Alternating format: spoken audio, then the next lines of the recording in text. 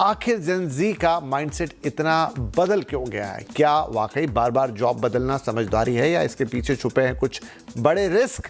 आज के शो में हम इसी नए वर्क कल्चर की एक पूरी तस्वीर समझने की कोशिश करेंगे और उसके लिए जो खास मेहमान हमारे साथ हैं उसमें शामिल हो रहे हैं ग्लोबल हंट के एमडी सुनील गोयल। तो सुनील साहब, एक बात बताएं, जैसे मैम ने एक चीज़ कही कि अब जितने ज़्यादातर बच्चे आ रहे हैं उनके जो बैकग्राउंड है काफ़ी स्टेबल है और वो उनको मदद करता है वो रिस्क लेने के लिए भी।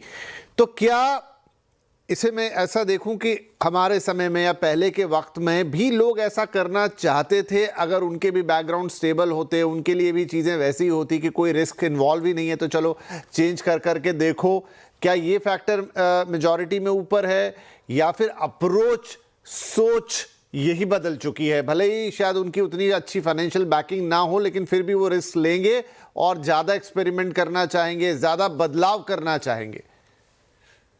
देखिए, मैं ये बताता हूँ कि जेन जी से जो पहले की जनरेशन्स जितनी भी थी, उनका स्टार्ट पॉइंट होता था fight for a survival. Livelihood के लिए वो अर्न करते थे, एम्प्लॉयमेंट लेते थे, कहीं जॉब मिल जाए और एक रेगुलर इनकम आ जाए।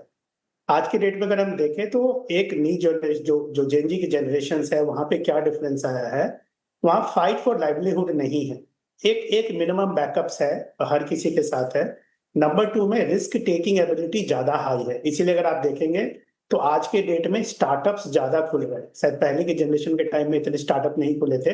हम उसके अलग अलग आयाम दे सकते हैं कि इकोसिस्टम आज के डेट में बेहतर है, बट उसके साथ साथ में जेन जी का भी जो इकोसिस्टम है, जो willingness to take the risk, यानी कल का नहीं देखना है कि क्या होगा नहीं होगा, अगर आज ये करना है तो करना है।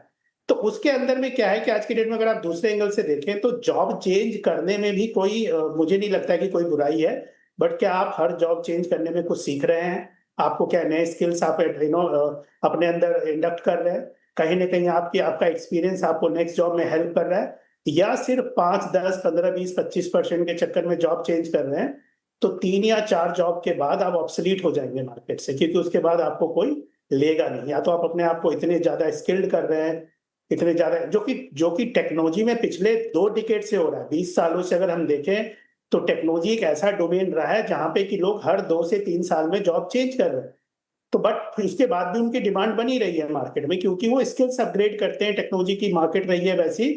तो उसी को अगर हम को रिलेट करें आज के डेट में जेनजी के कल्चर से या एज ग्रुप से, तो जेनजी एज ग्रुप में ये एडवांटेज क्या है कि उनके पास की रिस्क लेने की एबिलिटी है, इन द सेंस माइंडसेट है, बैकअप है, फंडिंग ऑर्गेनाइजेशंस हैं, बैंकिंग ऑर्गेनाइजेशंस है, फाइनेंशियल इंस्टीट्यूशंस है। अगर किसी के पास स्किल्स है और एबिलिटी है, तो चाहे वो जॉब चेंज करें या स्टार्टअप में जाएं या नई कंपनी में भी जाके जॉब करते हैं, को फाउंडर बनते हैं, तो उनको इन्वायरमेंट सपोर्ट कर रहा है। हाँ, आपने ये बात सही कही कि क्या हम इसको जनरलाइज कर रहे हैं? मुझे लगता है कुछ हद तक यस, हम इसको कुछ जनरलाइज भी कर रहे हैं। ये हर किसी के साथ नहीं है। तो शायद जॉब हॉपर्स पहले भी थे, आज की डेट में भी हैं और शायद आगे भी रहेंगे।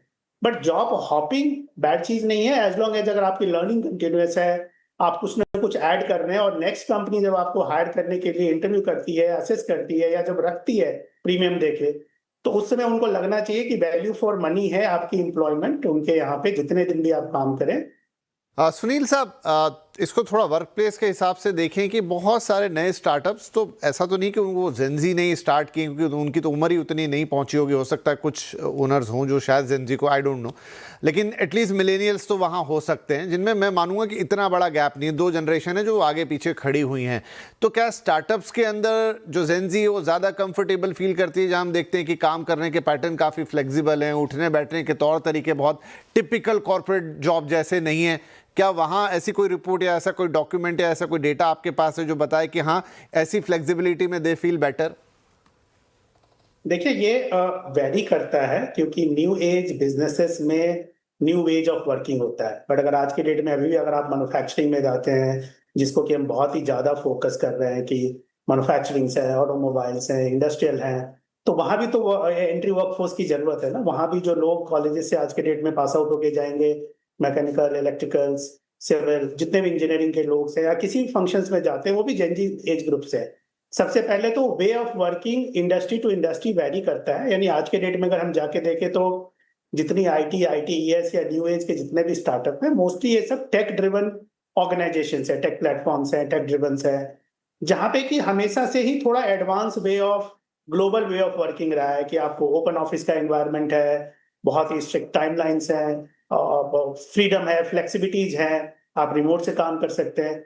बट वो हर जगह एप्लीकेबल नहीं है। जब हम जेनजी की बात करें तो पूरे देश की बात करें, पूरे दुनिया की बात करें, देखिए एक ही जो डिफरेंस क्या आता है आज के डेट में, मुझे लगता है कि आज की डेट में बहुत सारी इंफॉर्मेशन अवेलेबल हैं।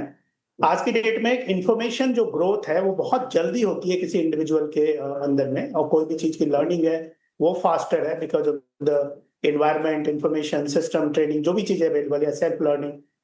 तो उसकी वजह से हर कोई हर चीज को जल्दी अचीव करना चाहता है। और जिसमें ये जेनजी एज ग्रुप है उनको शायद थोड़ा पेशेंस, शायद वो इन्वायरमेंट का फर्क है, क्योंकि वो अपने सामने इतनी जल्दी जल्दी चीजें चेंज होते देख रहे हैं, तो उसका फर्क पड़ता है। नंबर 2 में एक चीज और है जो जो हमें ग्लोबल लेवल पे compete करने की जरूरत है। जैसे अगर आप मेच्योर मार्केट में जाइए, स्पेशली यूएस एंड वैसे मार्केट में, वहां 15 दिन का नोटिस पीरियड होता है किसी एम्प्लॉय, फुल टाइम एम्प्लॉय के लिए, चाहे वो 10 साल काम किया हो या 5 साल किया हो। हमारे यहाँ 3 महीने का नोटिस पीरियड है ज्यादातर कंपनीज में। तो ऑलरेडी जो मेच्योर मार्केट है वहां पे ये सिस्टम ला दिया गया है कि अगर आपको काम एग्जिट करके दूसरी कंपनी में जाना है तो जाइए। बट बहुत सारे लोगों ने, जैसे हमने बताया कि 3-4 जॉब चेंज करने के बाद उनको रियलाइज हो जाता है कि जब तक आप एक कंपनी में नहीं रहेंगे, यानी दुनिया की जितनी बड़ी कंपनी आप जाके चेक करेंगे, उनके जितने सीईओज हैं वो या तो as a management trainee join किए थे, या कम से कम कंपनी में 15 या 20 साल स्पेंड किए थे, उसके बाद ही वो सीईओ की चेयर तक गए हैं। तो जब तक एक क्लियर ग्रोथ लेडर नहीं दिखेगा किसी भी इंडिविजुअल को, चाहे वो जेनजी को ज्यादा दिखाने की जरूरत है, तब तक वहां पे वो स्टिक नहीं करेगा। और वो रिक्वायर्ड है आज के टाइम में किसी भी इंडस्ट्री के, किसी भी कंपनी के ग्रोथ के लिए। आप ऐसा तो नहीं हो सकता ना कि कोई 2 साल पहले आपकी कंपनी में आया उसको आप हेड ऑफ फंक्शन बना दीजिए या सीईओ बना दीजिए या मैनेजर बना दीजिए, और आपकी कंपनी में जो 7 साल से काम कर रहे हैं उसको आप ग्रोथ नहीं दीजिए। ऐसा तो पॉसिबल नहीं होगा, प्रैक्टिकली नहीं होगा, किसी कंपनी में नहीं होगा, एक्सेप्शन को छोड़ दे तो 10-12-15% को। तो इसीलिए मुझे ये लगता है कि ये वर्क कल्चर की जहां तक हम बात करें, ये इंडस्ट्री स्पेसिफिक डिफरेंट है, जी। बट हर कोई ग्लोबल लेवल पे अपने आप को मैप करने की कोशिश कर रहा है। इंडिविजुअल लेवल पे उनको करियर एनालाइज करने की जरूरत है। बहुत बार सिर्फ मनी एक फैक्टर होता है जिसकी वजह से लोग जॉब चेंज कर लेते हैं।